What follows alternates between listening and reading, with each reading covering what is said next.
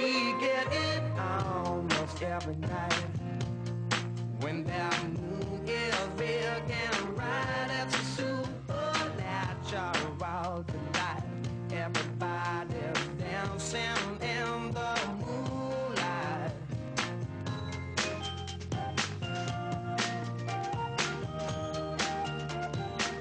Everybody here is out of sight. They don't bark and they don't bite. They keep their fuse to keep it tight. Everybody's dancing.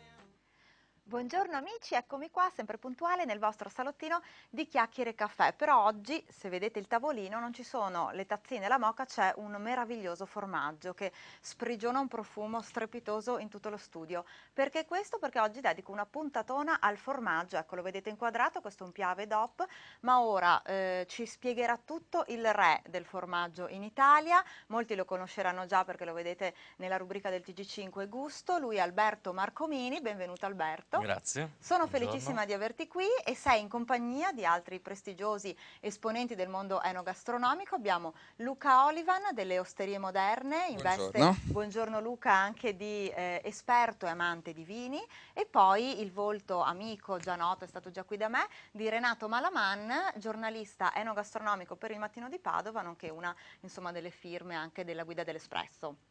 Ciao Renato, rieccoti qua, sono contenta di averti tra noi. Ho fatto una sorta di ammucchiata perché intanto vi conoscete e insieme siete stati presenti, e voi due, Marcomini e Olivan, avete dato vita a una rassegna che ha avuto un grandissimo successo. Si è tenuta a Mogliano Veneto il 19, 20 e 21 marzo scorso, Formaggio in Villa. Parleremo anche di questo, insomma puntatona appunto su questo meraviglioso cibo, sovrano delle tavole anche in Italia, che è il formaggio. Ma chiedo subito ad Alberto, come mai hai portato oggi questo formaggio? Partiamo da qui e poi entriamo nel vivo proprio delle interviste. Ma questo è un formaggio che ha ricevuto la DOP, quindi questa è l'ultima DOP italiana ed è prodotto in Veneto, quindi mi sembrava doveroso, quando si parla di formaggio, parlare anche del formaggio della nostra regione, ma soprattutto questo formaggio viene prodotto nel Parco Nazionale delle Dolomiti Bellunesi, quindi Belluno, c'è una nuova DOP. Quindi, un nuovo nato. E poi tra altre cose, oltre tutte queste cose, c'è il formaggio che è straordinario, quindi sì, ha un è profumo buonissimo. veramente, tra un po' lo azzanno, no? Ah no, ma poi pranzo... lo assaggiamo. Ah, ecco, Sì, che sì. bella notizia mi hai dato. Pensavo fosse intoccabile, invece No, dopo no, lo vai. potremo degustare e ho veramente qui dei maestri. Anche Sono compagni di merenda loro. compagni quindi... di merenda, ecco, noi ci facciamo lo stuzzichino, insomma, purtroppo i nostri amici avranno le papille gustative così sollecitate, ma dopo si può comprare ovviamente questo, lo si trova, Lo si troverà trova già ovunque, nella grande ovunque. distribuzione.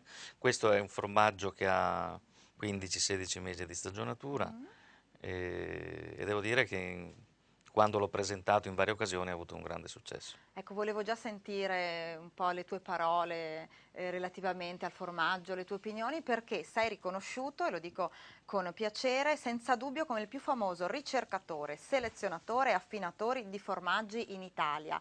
Unico ad essere stato insignito del titolo di Maître Fromager. E chi più ne ha più ne metta. Chi più ne ha più ne metta, ma veramente adesso mi dovrai spiegare come, ho saputo da poco, sei passato dal vendere auto al vendere quadri a diventare ultra celebre nel mondo dei formaggi. Ma è evidente che non avevo le idee chiare. Ecco, ma questo porta creatività, no Alberto? Ma assolutamente sì, quando si fanno tante esperienze poi tutte le esperienze che si fanno vanno poi a insegnarti qualcosa di più. Quindi prima lavoravo con mio padre, però lui controllava molto il mio impegno, soprattutto gli orari, che arrivavo sempre in Un ritardo. padre severo. Severo, era giusto, perché lui comunque ti ha trattava me creato. come tutti gli altri dipendenti. Poi, stanco di essere imprigionato lì, ho iniziato a vendere quadri porta a porta, vi assicuro che è una cosa allucinante. Che li tiravano dietro qualche volta. È molto difficile, sì. Va bene, allora intanto ricordiamo che sei padovano, doc. Sì, Quindi, sono nato a Padova. Ecco, viva anche questi grandi maestri nel mondo enogastronomico, tutti veneti. Anche Luca, vero, sei padovano, le Osterie Moderne sono... Non sono padovano, Non sei padovano? sono vicentino. Ah, ecco, allora così, questa è una novità, credevo padovano. Però ormai Lavori a sono in stato provincia. adottato da Padova. Esatto, sei a Campodarsego, tra l'altro Campodarsego, non lontano da casa mia. Sant'Andrea. Sant'Andrea, località ridente di Campodarsego, dove ha sede questa tua creatura, comunque le Osterie Moderne, vero? Sì, diciamo che non siamo su una zona di passaggio proprio a Osterie Moderne, Per bisogna amatori, bisogna cercarlo. andare lì apposta, ma Bisogna questo dà cercarlo, quindi il soddisfazione. navigatore aiuta a trovare Osterie Moderne, una cascina in mezzo alla campagna, 4.000 metri di parco, non è proprio una parco e parcheggio, casupola. no? Quindi Vabbè. si arriva comodo, è uno dei punti forti, però diciamo che là bisogna andarci apposta. Il nostro slogan, Osterie Moderne, è difficile da trovare, però abbiamo la presunzione che sia più difficile ancora andare via.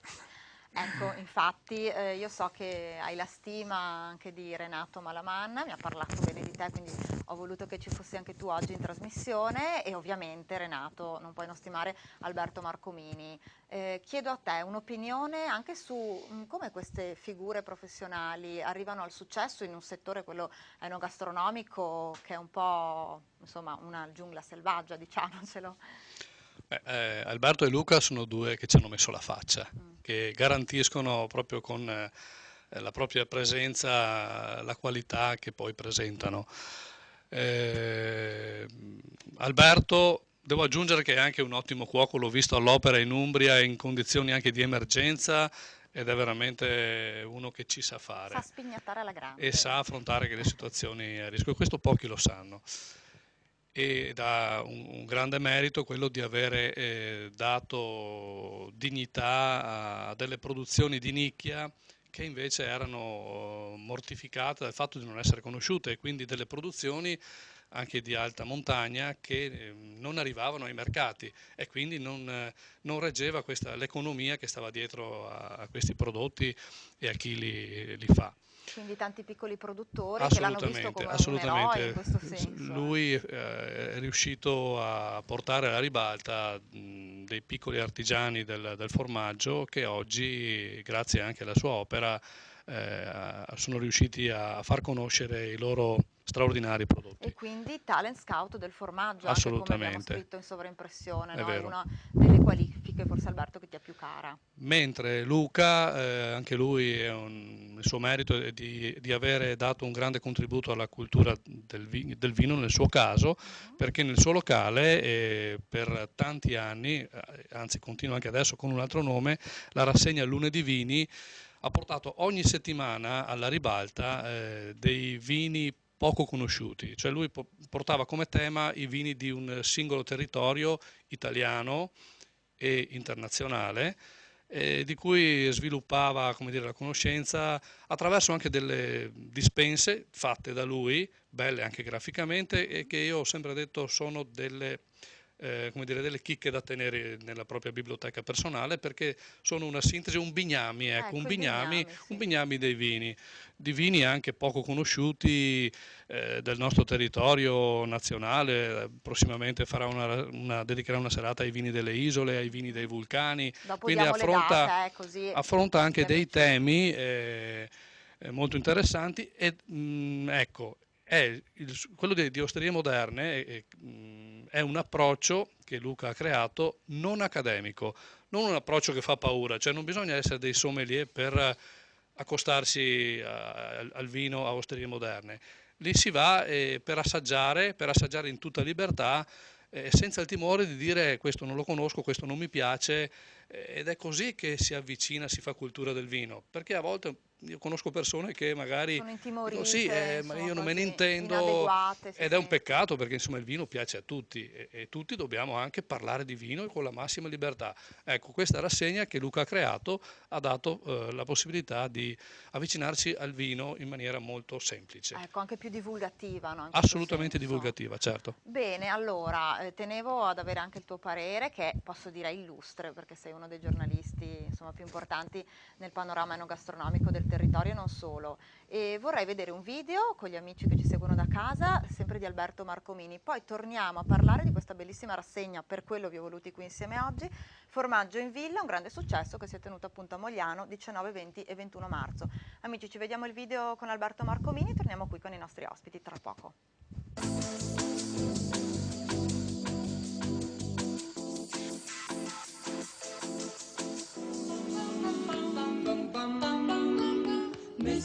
oggi vi voglio fare conoscere un formaggio molto buono, prodotto in alpeggio, nelle valli cuneesi, proprio nel pieno centro del Piemonte, il Bra DOP. Il Bra DOP si presenta in due versioni, la versione tenera e la versione dura. La versione tenera viene fatta stagionare per 45 anche 60 giorni, un formaggio che deve essere consumato fresco, un formaggio da tavola, mentre la versione d'alpeggio dura è un formaggio più da meditazione perché ha già 7 mesi di stagionatura, quindi un formaggio stagionato che si può anche grattugiare. Tutti e due sono formaggi a pasta pressata e si vedono proprio delle piccole occhiature, quasi a grandezza di una lenticchia. Il formaggio nella versione tenera viene lasciato in salamoia per pochissimi giorni, mentre il formaggio versione dura viene salato a secco per 3 giorni. Subito dopo viene messo nelle assi di legno a riposare, a stagionare, ad affinarsi, quindi a diventare un grande formaggio che si può trasformare in un piatto straordinario. E adesso non ci resta altro di andare a vedere cosa Diego ci ha preparato in cucina. Questa volta Diego mi ha sorpreso. Invece di fare una ricetta ne fate bensì 2 con il formaggio Bra DOP. Raccontami questa ricetta che già con gli occhi la sto mangiando. Sono 2 ricette, una con il Bra tenero e una con il Bra stagionato. Quello è un tortino di patate fatto appunto con le patate, la cipolla brasata e il Bra tenero. Le patate vengono tagliate molto sottili, passate un attimo, sbollentate un attimo e fatto una millefoglie. Passate un attimo in forno, anche questa a bassa temperatura, leggermente che si sciolga il formaggio. Ma sono curioso di scoprire invece un'altra ricetta che Diego con il formaggio, ormai l'abbiamo capito tutti che è bravissimo, sa interpretare i formaggi in modo perfetto. Qui cosa abbiamo? Qui invece abbiamo usato i porri e il Bra, quello duro. L'abbiamo tagliato molto sottile, i porri appena sbollentati. Abbiamo pelato un po' i porri. Pelato leggermente i porri, sbollentati un attimino in acqua bollente, tagliati a metà e ricoperti di Bra tagliato molto sottile. Messi in forno e fatti cucinare molto lentamente perché comunque è un formaggio a pasta dura e ci mette un bel po' a sciogliersi e a fare la crosticina, quindi bisogna cucinarli per molto tempo, circa 20 minuti. È perfetto, quindi a questo punto non ci resta altro che mangiare, augurandovi a tutti quanti voi un buon appetito e grazie ancora per queste ricette e per la tua bravura, grazie Diego. Che meraviglia, appunto non ci resta altro che mangiare, noi possiamo assaggiare. C'è fame? Sì, ho fame, ma possiamo assaggiare un po' di questo formaggio? Assolutamente sì. Io un po' di scagliette è vero, le ho tagliate. Bravo, allora. Ecco Guarda, qua. qui ce n'è una, proprio, mi dispiace Renato che sei un po' più lontano. La porto io. Ecco, grazie, fai proprio gli onori di casa Alberto.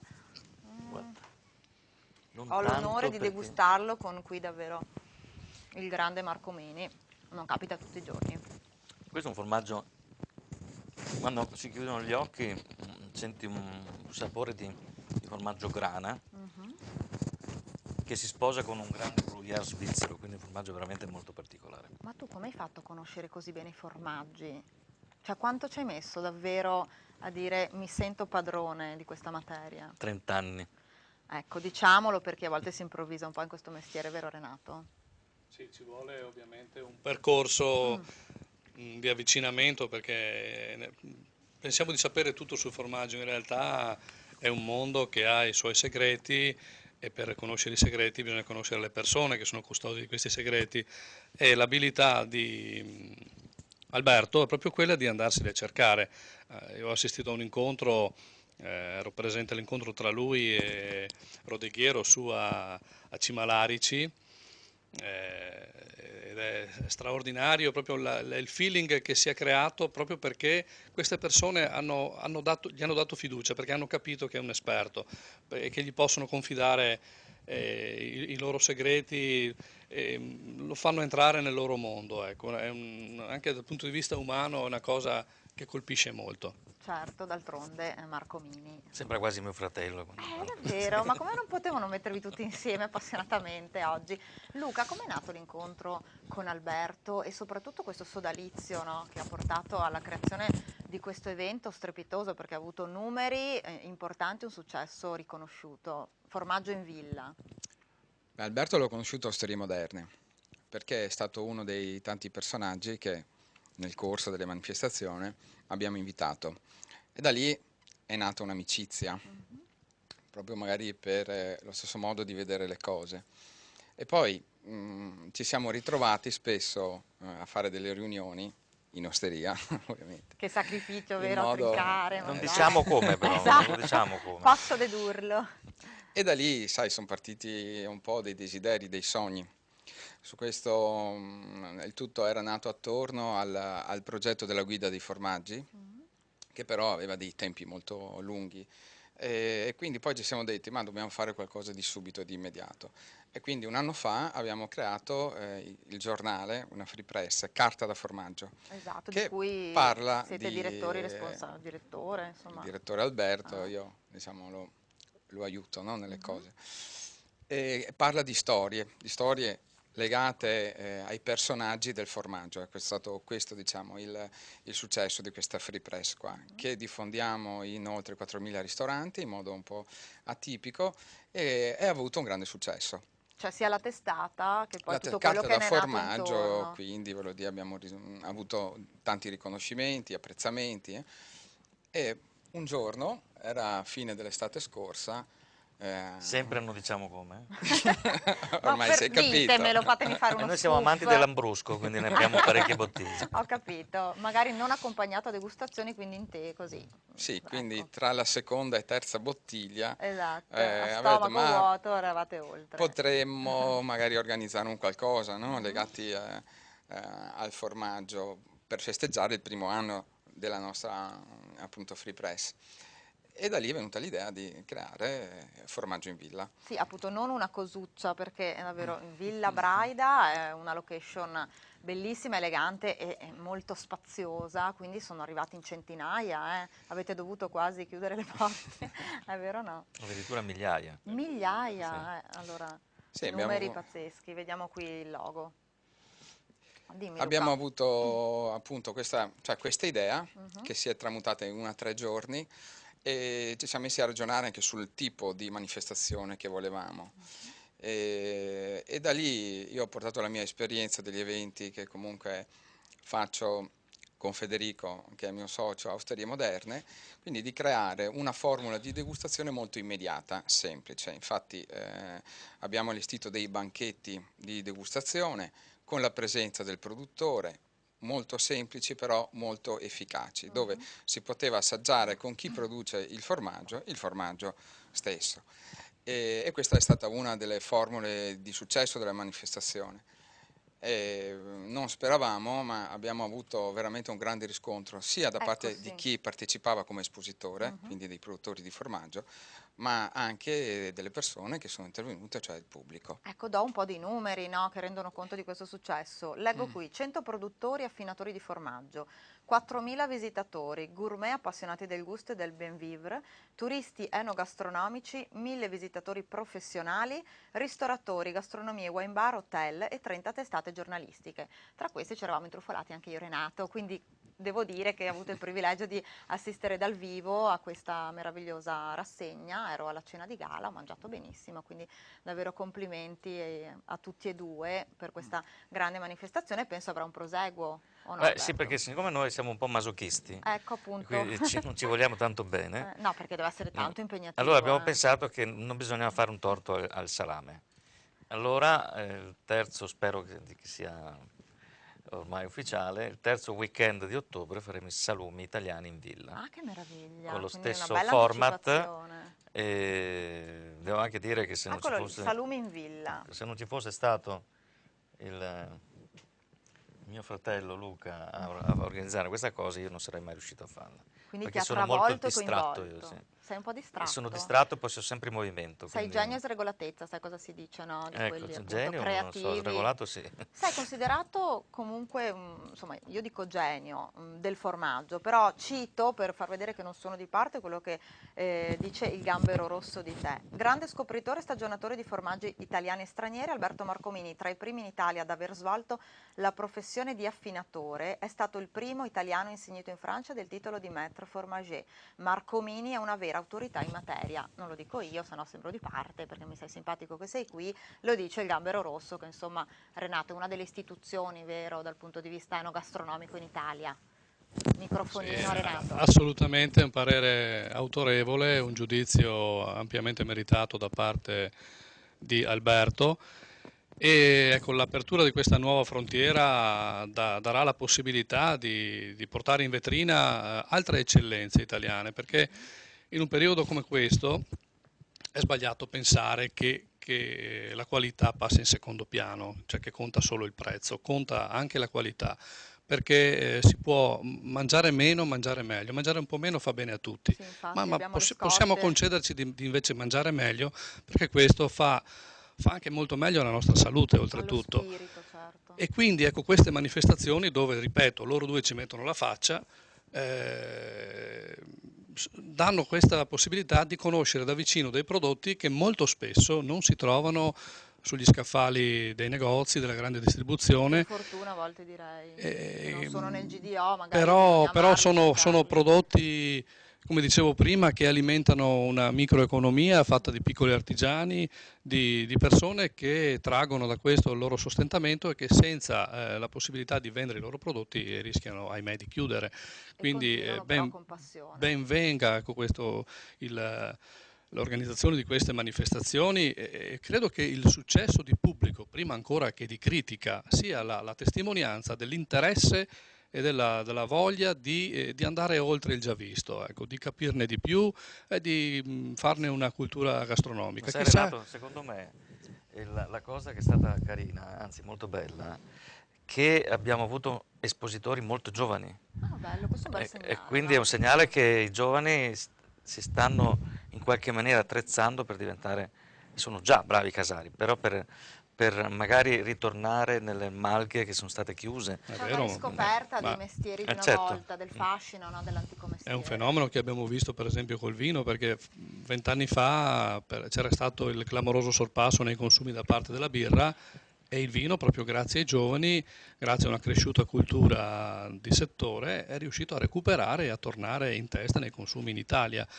Speriamo che prima o dopo si arrivi anche a portare l'educazione alimentare nelle nostre scuole, che secondo me è una materia importantissima per la vita di tutti noi. Certo, da portare avanti decisamente anche per i più piccoli, no? Questa Assolutamente, educazione dai più giovani. Fargli capire quanto importante è l'alimentazione. Ecco, poi tra i giovani, perché lo considero ancora tale, Luca Olivan dimostra ampiamente, no? Questa passione, questo amore per il vino a dispetto magari di altre bevande meno nobili. Grazie per il giovane, troppo buona. La cosa che è stata interessante a Formaggio in Villa è proprio l'alta partecipazione di un pubblico giovane che è intervenuta negli appuntamenti di degustazioni guidate che abbiamo creato nei 3 giorni. Qui, oltre alla degustazione libera che c'era al banchetto con i produttori dalle 10 alle 7 di sera, nell'arco della giornata abbiamo organizzato con degli esperti di vino, Marco Sabellico del Gambero Rosso, con abbinamento di formaggi. Sono intervenuti anche dei guru, voglio dire, della birra, tra questi Teo Musso della birra Baladin, Lorenzo da Bove, detto Guasca, dove facevamo proprio degli incontri di formaggio e birra, vino e formaggio. Questi abbinamenti hanno avuto un successo, tanto che il nostro sito, le nostre mail sono state veramente prese d'assalto. Abbiamo dovuto dire di no a tantissima gente, mi dispiace, ma per noi è stata una soddisfazione. Vabbè, un segnale davvero del grandissimo successo che ha avuto la manifestazione. Prima di mandare la pubblicità vorrei lanciare delle immagini appunto della manifestazione Formaggio in Villa, poi torniamo a salutare anche Renato Malaman che per impegni non sarà nella seconda parte del programma con noi. Vediamo le immagini.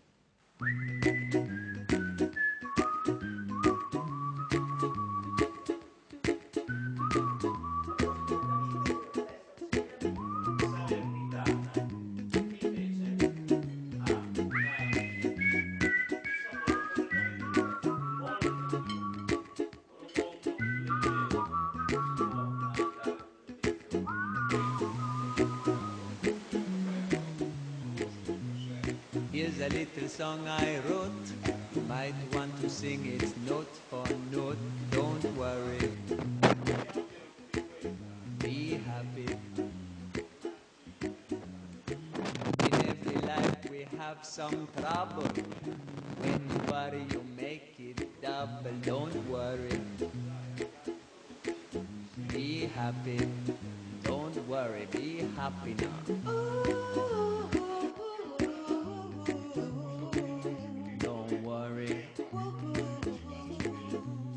Happy.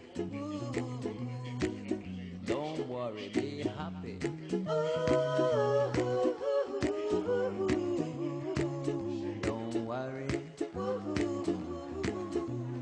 happy. Don't worry, be happy. Ain't got no place to lay your head. Somebody came and took your bed. Don't worry, be happy. The landlord say your rent is late. He may have to litigate. Don't worry, be happy. Look at me, I'm happy.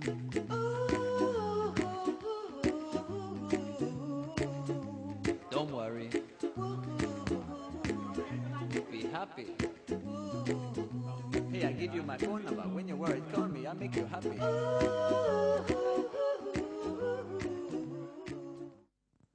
Ecco, abbiamo visto queste belle colorate immagini, davvero si capisce anche solo guardando il video che è stato un grande successo, tanta gente, calici di vini, formaggi, ristorazione, perché ci sono state anche delle ottime cene. Renato, tu c'eri, puoi testimoniarlo. Sì, non abbiamo detto che alle cene in villa loro hanno praticamente invitato dei grandi chef italiani, Stellati.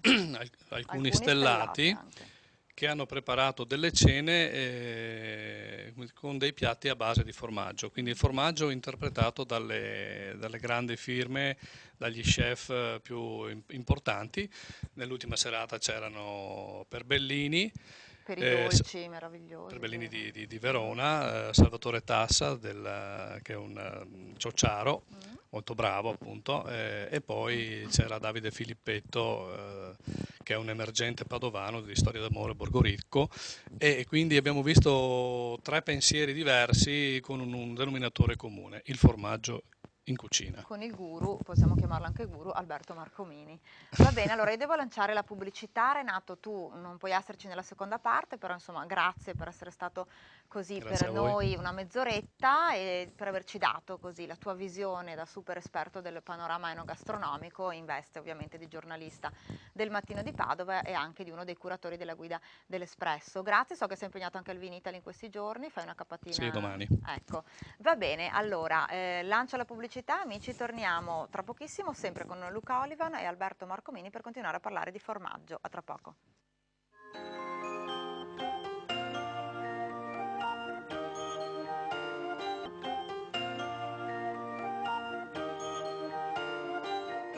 Eccoci amici, siamo sempre tornati qui nel salottino di Chiacchiere Caffè che oggi ospita questo meraviglioso formaggio e due grandi protagonisti del mondo enogastronomico, del nostro territorio ma non solo. Alberto Marcomini, qui alla mia destra, padovano, uno dei più importanti conoscitori, affinatori, esperti di formaggio d'Italia, riconosciuto anche maestro maître formager, si dice in francese, appunto in Francia, nonché uno dei volti noti del TG5 della rubrica Gusto. Vero Alberto? Ben ritrovato, sei stato qui in tutta la prima parte del programma perché sei collegato ora, ti ho ripresentato. Insieme a te Luca Olivan delle Osterie Moderne, un bellissimo locale, ristorante, wine bar a Campodarsego, Sant'Andrea di Campodarsego, ovvero in provincia di Padova, nonché grande esperto di vini, amante, appassionato, quindi potremo anche parlare di come vengono poi abbinati, no, i vini coi formaggi. Abbiamo visto nella prima parte del programma immagini, abbiamo parlato della bellissima manifestazione evento a Villa Braida, Formaggio in Villa, vero? Si è tenuta a Mogliano Veneto 19, 20, 21 marzo, un grandissimo successo. Allora torniamo, ho fatto una piccola sintesi per gli amici che si sono sintonizzati ora, torniamo allora a parlare di formaggio. Alberto, abbiamo detto un po' una chicca, magari non tutti lo sapevano, che in gioventù hai prima venduto macchine, poi quadri e poi sei arrivato al formaggio. Com'è avvenuto questo passaggio? Ma in maniera molto semplice, io non lo mangiavo il formaggio, non mi piaceva. Addirittura, i destini, Le le beffe della vita. Andai a fare un giro in Toscana, mi innamorai di un paese molto bello, San Sepolcro, Sì, meraviglioso. e improvvisamente decisi di andare a vivere lì. Perché... Ma quindi vivi lì tu oggi? No, non vivo più da molto tempo. Hai vissuto lì per molto tempo? Ho vissuto lì per parecchi anni. Il mio vicino di casa era un pastore sardo. Ma dai, che ne io conosco tanti. Gli facevo brucare le sue pecore nel mio terreno e in cambio mi regalava delle cacciotte. Cosa facevo di queste cacciotte? Io non mangiavo formaggio e quindi lo portavo a Padova. Quando rientravo, magari al weekend, il nostro comune amico Enrico Pevarello, possiamo dire. Sì, lo conosco e lo salutiamo. Lo salutiamo grandissimo anche lui, è esperto stato lui di un vini. po' colui il quale mi ha fatto rovinare la vita, quindi nel senso buono del termine. Poi allora gli regalavo questi formaggi, le automobili Lancia si vendevano in quel periodo non tanto bene, quindi a quel punto incontrai un grande maestro, che fu il mio primo maestro, Luigi Veronelli, e lì è nato l'amore, forse perché fin da piccolo mio padre ci faceva sempre assaggiare delle cose molto buone, straordinarie. Quindi diciamo che la cultura in famiglia c'era dell'enogastronomia. Sì, c'era, anche se nessuno si è mai occupato di... Sì, infatti il passaggio è comunque particolare, sì, no? però forse io credo, sono un fatalista, credo al destino, Sì. quindi... E allora ho fondato una prima piccolissima dittarella che si chiamava Sapori Toscani, in cui avevo selezionato dei prodotti toscani. Poi ho voluto capire che cos'è veramente il formaggio e andai in Francia, e lì io feci molti stage e lì imparai veramente che cos'è il formaggio. Però ti ha Quindi, preso davvero questa grande passione, perché dal sì, dire mi piace al dire ne faccio un'attività, quasi una missione di vita, il passaggio non è scontato. ogni volta che io apro una forma di formaggio, per me è sempre come se fosse la prima, una grande emozione. C'è stato un periodo che avevo delle cantine dove affinavano i formaggi, e arrivavo in cantina il lunedì mattina, aprivo le luci e li salutavo tutti. Chi stava vicino a me mi prendeva per matto, però... Eh sì, vedi quelli che si dice parlano, no? Magari con l'amico invisibile, o invece è il segno di una grandissima passione che si vede poi dove ti ha portato. E Luca, per te è stata un po' la stessa cosa, questa passione fin da ragazzo che ti ha preso per la ristorazione, o com'è successo questo incontro? Non vendevo auto. No, nel tuo caso no. Però vendevo delle altre cose, quindi io vengo da una famiglia di commercianti. Ah, vedi, però la vendita evidentemente aiuta poi Aiuta. nel marketing più tardi. Sono in bottega dall'età di 6 anni, quindi poi ci sono rimasto sempre, no? Tuttora, perché sempre si vende qualcosa.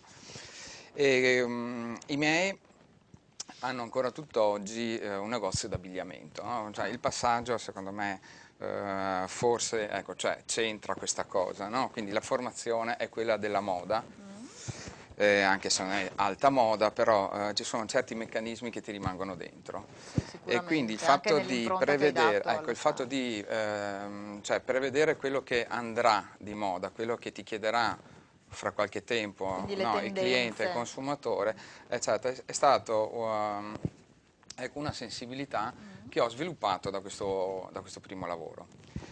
Poi fatalmente questa cosa l'ho coltivata perché mi sono sempre trovato nel tempo, perché poi ho fatto altre cose, è stata una sensibilità che cioè, mi ha portato poi a sviluppare delle altre cose. Quindi ho avuto dei negozi di abbigliamento per conto mio, poi nel tempo mi sono innamorato della televisione. Prima di avere Osterie Moderne ero un produttore televisivo. Ma questa è una chicca, non la sapevo. Producevo con dei soci un programma sulle discoteche che si chiamava Crazy Dance. Ma me lo ricordo, Crazy Dance. E quindi questo mi ha dato l'opportunità di girare un po' in tutta Italia, nei locali della notte, nelle discoteche in particolar modo, però non solo. E quindi io ho vissuto prima il periodo della moda, quando andava di moda la moda, ho vissuto il periodo d'oro delle discoteche, poi ho vissuto anche la decadenza, no? Sì, c'è stata, è vero. E poi alla fine di questi 10 anni che avevo fatto il produttore televisivo, c'era la crisi delle discoteche che ormai incombeva, tante chiudevano, un dato per tutti, a Jesolo a metà anni 90 c'erano 27 discoteche, oggi credo che ce ne siano 4, forse 5, sì, forse anche meno, che ricordo, cioè, giusto per dare un dato per capire cioè, quali sono state le problematiche, è vero, e anche che sono nati tanti locali alternativi alla discoteca. Questo fa capire il bisogno forse dei giovani di altre cose, inclusa la degustazione. Quindi alla fine degli anni 90, dopo aver fatto 8-9 anni questa produzione televisiva, ricordiamo che al tempo non c'era MTV in Italia, quindi chi voleva confrontarsi o rapportarsi con l'universo giovanile doveva comunque passare per quei programmi come Crazy Dance, ce n'erano anche degli altri, che comunicavano con un target che era quello della tendenza, no? Diciamo, dei giovani, del divertimento notturno, che comunque era interessante per le aziende perché condizionavano poi a cascata, no? Un pubblico ben più ampio. Da lì avevo capito l'intuizione, ho avuto questa intuizione, ho avuto modo di percepire che il mondo del gusto diventava di moda per i giovani, in particolar modo il vino.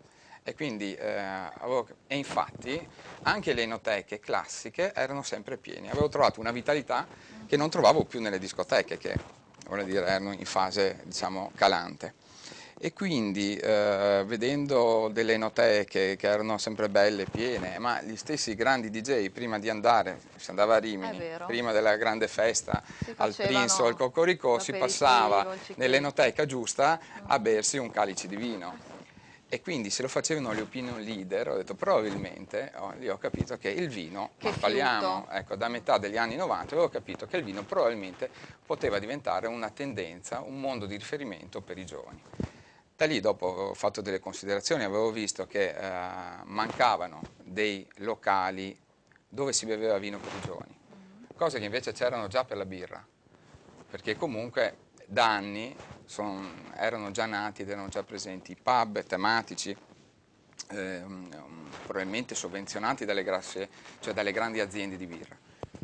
E quindi da lì l'idea di realizzare un locale che fosse a metà fra una discoteca e un'enoteca classico nel territorio qua a Padovano. Nel 2000, vero? Nel 2000, è nato nel settembre del 2000. Osterie Moderne. Infatti l'architetto che ha fatto Osterie Moderne è Demo Ciavatti, che ha realizzato delle discoteche di tendenza, come il Matis, eccetera, ma lui ha realizzato anche delle osterie proprio classicissime. E quindi abbiamo concepito assieme questo gioiello comunque, questo vostro, concept questa vostra nuovo. creatura. Poi in realtà da come la pensi a come la fai hai voglia. Sì, però insomma davvero ti sei incuneato proprio al momento giusto, seguendo, come sottolinei tu, le tendenze, hai avuto insomma fiuto. E infatti poi il vino è diventato, diciamo, un cavallo di battaglia importante, no? Quindi c'era tutta all'inizio del 2000 tutta questa voglia di scoprire, no? Il vino, il mondo del vino, e da lì poi non ho fatto altro che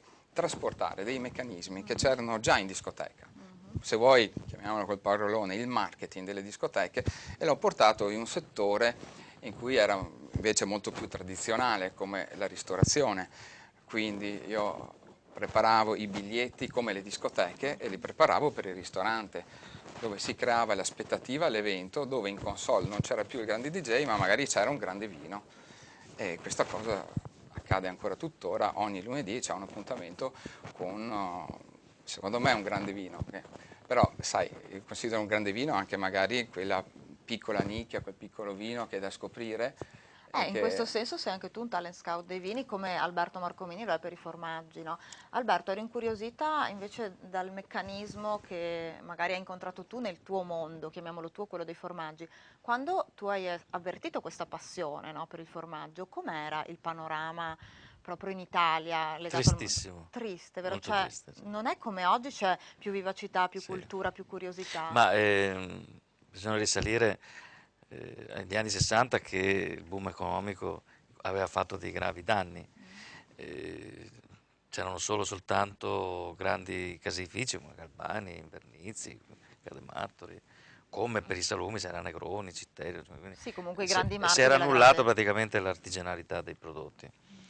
E quindi io ho iniziato a lavorare in un terreno molto arido, c'erano i soliti formaggi, quindi c'era il grana, il formaggio verde che non si chiamava neanche gorgonzola, c'era la mezza età che non era una cosa ben definibile.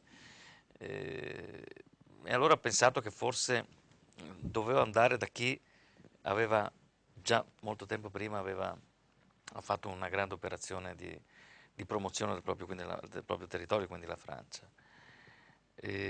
Imparando molto dai francesi, sono tornato in Italia e ho cominciato ad andare a esplorare quello che poteva offrire i nostri territori. Moltissimo, Partendo in dal realtà. sud, ma soprattutto ancora per prima dalla Sardegna, quindi mi piaceva molto Questa andare. cosa mi inorgoglisce, Ecco, lo lasciamelo so. dire. Sì, l'ho detto Ecco, apposta, vediamo l'ho detto altre apposta. immagini. No, ma davvero anch'io amo, insomma, quando vado lì, per fortuna avendo la casa, ci vado spesso, l'incontro con questi pastori con i gusti davvero di una volta Sì, infatti. affascinano. Poi negli anni 94, 95, adesso non mi ricordo bene, nasce da Slow Food il cheese, quindi piccoli produttori che scendono in una piazza di un paese piemontese, e io facevo parte di quei pochi che erano lì, avevamo poche bancarelle, adesso il paese di Bra ormai è invaso ogni 2 anni da formaggiai, quindi c'è stato un percorso a ritroso, riacquistando, riappropriandoci anche Degli antichi mestieri, dei no? vecchi modi di fare il formaggio. Come si chiamava appunto nell'antico mestiere l'arte di fare il formaggio? C'era il maestro formaggere? Il casaro. Il casaro, Il vero? casaro, Una sì. cosa un po' più rustica. E poi una cosa ho letto che mi affascina, formaggio, deriva dall'etimologia del dare forma al latte, vero? Esattamente, Formasiere, com'è è che stato il primo esperimento di conservare un qualche cosa che andava a male. E quindi il latte, già 5.000 anni fa, doveva essere conservato in qualche maniera. Non c'erano i frigoriferi e quindi l'uomo, aiutato dalla natura, essendo Homo sapiens, è riuscito a conservare il latte trasformandolo in formaggio. Ma quindi già l'Homo sapiens faceva il formaggio? Sì, sì, sì. Ma incredibile, no, avevo letto comunque sì, magari dal Medioevo hanno iniziato a codificare, a sistemare. No, Però è una parliamo cosa di così antica proprio. alla notte dei tempi, Che bello. nasce quasi per caso, come tutte le cose, quindi nasce da uno stomaco di un animale pulito, dove beduino nel deserto aveva messo il latte, poi da una duna all'altra, da un'oasi all'altra, quando arrivò e aveva sete, scoprì che il latte non c'era più, era diventato, perché probabilmente, quindi anche verosimile, all'interno di questa borraccia, una volta si facevano le Sì. borracce con le stomaci degli agnelli o Gli dei agnelli in capretti, Sardegna si non, fanno ancora. non era stata pulita bene, quindi era rimasto all'interno quell'enzima che si chiama caglio, Caglio, vero? e che ha fatto sì di coagulare il latte, quindi può essere una novella, può essere qualsiasi cosa, però è verosimile, Ma sì, ma perché poi noi non c'eravamo lì. è affascinantissima comunque questa storia del formaggio, cioè comunque affascinante tutto ciò che riguarda il passato, vedere come si è conservato, insomma qualcosa di così importante fino ai giorni nostri. Oggi il panorama del formaggio è ben più allegro rispetto a quello più vivace, no? Dicevamo. Sì, bello. Formaggio in Villa ne è stato l'esempio, quindi C'è più sensibilità, più cultura gastronomica. sì, per la prima volta ho visto una fiera, chiamiamola fiera, anche se il nome non mi piace, dove gli spettatori, le persone che entravano, prima chiedevano al formaggiaio da dove veniva, perché faceva il formaggio, e poi assaggiavano con calma e pazienza. Non c'era l'invasione barbarica di che bella gente che è piena di fame, che si mangia, perché le fiere, quelle scenette un po' misere, un po' tristi, miserelle, sì, davvero. infatti. Quindi anche tutto molto gestito con eleganza, con savoir-faire. Ecco, mi affascina anche la soddisfazione che credo ti diano questi piccoli produttori che ti vedono come un nume tutelare in qualche modo, no? Questa riscoperta, la valorizzazione di appunto piccoli produttori che spesso si sono sentiti in difficoltà rispetto alle grandi aziende. Sì, sicuramente. Tanti ragazzi mi chiamano spesso per avere dei consigli, ma io non sono un casaro, quindi avere dei consigli, ma anche per essere protetti da certe leggi assurde europee che che non rendono conto no, del ma loro poi lavoro. non li fanno neanche crescere, perché Sì. è un continuo cercare il pelo sull'uovo dappertutto, quindi ci sono fra ispettori dei NAS, delle frodi, delle ASL, dei veterinari, ogni giorno hanno un controllo. Il controllo è giusto, basta che non sia che non arrivi al parossismo, perché altrimenti uno chiude la porta a chiave, ma la fa benedire tutti quanti. Impedisce di crescere, insomma, anche la gente Invece che ha passione. quindi bisogna sostenerli, bisogna dargli una voce. Infatti questo giornale è un megafono il vostro per giornale, vero? Un free press, carta da formaggio, So che è anche un bel successo, una bella Sì, sì, è stata una cosa molto, molto soddisfacente. La fate insieme, una creatura anche Sì. questa vostra, no? Tua e di Luca Olivan. Sì, sì, d'altra cosa il nome, anche questo dopo qualche bicchiere, è venuto spontaneo, quasi tutte e due Che all'unisono. veramente il vino vi ispira da paura. Sì, però noi dobbiamo sempre dire che bisogna bere con cautela. Ecco, bravo, poi tanto non prendete mai l'esempio. Ma non siete mai alla guida comunque quando no, bevete, mai, ecco, mai, quindi mai. comunque date il buon esempio, dai, anche se alzate Io uso a volte mezzi il volume. pubblici. Bravo Alberto. E invece questo vostro sodalizio si trasforma anche in una consulenza reciproca tra abbinamento formaggio-vini, no? Certo. Voi fate le abbinate, no Luca? Sì, certo. C'è un'arte anche nell'abbinare il vino. È un messaggio, giusto? come l'abbiamo evidenziato a Formaggio in Villa, il formaggio ha bisogno di qualcuno che lo conduca, no? A un posto a tavola d'onore. Questa era una delle missioni della manifestazione che abbiamo fatto. Oltre a quella di promuovere il formaggio di qualità, era quella di metterlo in una luce diversa rispetto al passato nelle tavole degli italiani, sia a casa sia anche ai ristoranti. Infatti non a caso abbiamo chiamato grandi chef, proprio perché il formaggio potrebbe essere un'alternativa a proprio un piatto vero e proprio. Fino ad oggi invece è relegato al ruolo di pre-dessert. E quindi o a chiusura anche, il messaggio appunto che volevamo dare è questo. E abbiamo cercato e cerchiamo sia nelle iniziative che abbiamo fatto a Mogliano Veneto, Formaggio in Villa, e quella che comunque facciamo a Osterie Moderne, di creare degli abbinamenti e ci divertiamo su questo. Il formaggio si presta con le birre artigianali che in questo momento qua funzionano molto e poi con tutti i vini italiani che veramente ce ne sono diamo allora degli quanto il formaggio. appuntamenti, diamo subito degli appuntamenti per gli amici che possono e vogliono curiosare, no, anche alle Osterie Moderne. Allora, questo è il periodo appunto dopo nel periodo del Vinitaly un po' rallentiamo l'attività. Ora riprendiamo lunedì 18 con i vini delle isole minori. Ecco, ore 20 e 30. I vini delle isole minori, ad esempio, quali? Allora, ci sono delle varietà proprio autoctone perché le isole piccole hanno mantenuto la caratteristica proprio antica della vigna, quindi perché non è stata contaminata da altre tipologie e quindi ritroviamo in queste varietà autoctone proprio il gusto della tipicità ma soprattutto del passato. Il passato che ha sempre un grande fascino. Bene, poi vedo venerdì 15 aprile, ore 20 e 30, sai, un salame col punto esclamativo, molto simpatica, serata dedicata al salame, l'insaccato più amato dagli italiani, in degustazione le varietà più tipiche provenienti da tutta Italia a cura di Antonio Mazzetto. Sì. Siete molto vivaci, vedo subito venerdì 29 aprile, sempre alle 20 e 30, birre belghe di Abbazia. Altro appuntamento quindi con la birra. Ecco, la birra in questi ultimi anni è un prodotto che è particolarmente sentito ed apprezzato dal nostro pubblico. Oserei quasi dire che dopo anni in cui il vino ha regnato incontrastato, no, nel nostro locale, sono 3 anni che indaghiamo questo mondo, il mondo della birra, soprattutto quella artigianale e poi anche la birra belga, perché quando parliamo di Belgio parliamo soprattutto di birra, certo, quando parliamo di Italia parliamo di vino, però pensiamo al Belgio, sono loro i maestri.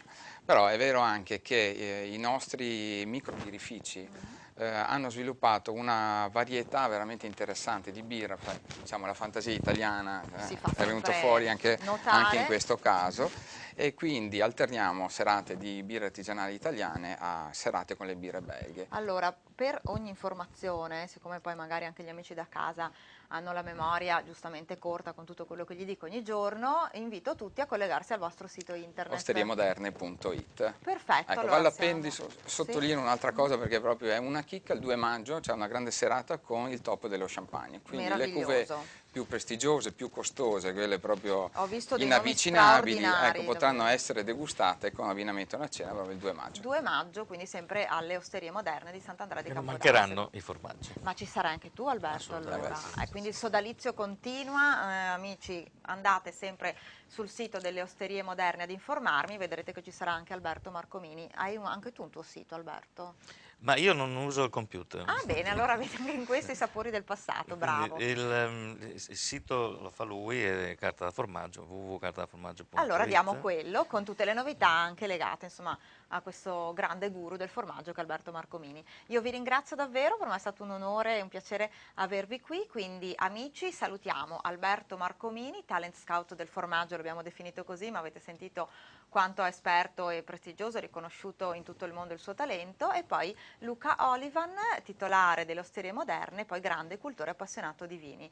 Andateli a cercare sul sito, insomma, o su carta di formaggio, seguite le loro gesta perché ne vale davvero la pena. Io vi ringrazio di essere stati con noi anche oggi, vi aspetto sempre nel vostro salutino di Chiacchiere Caffè, ore 13-14, qui puntuali.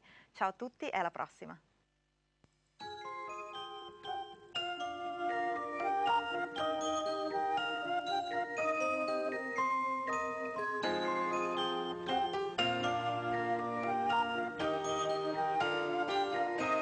We get it almost every night when there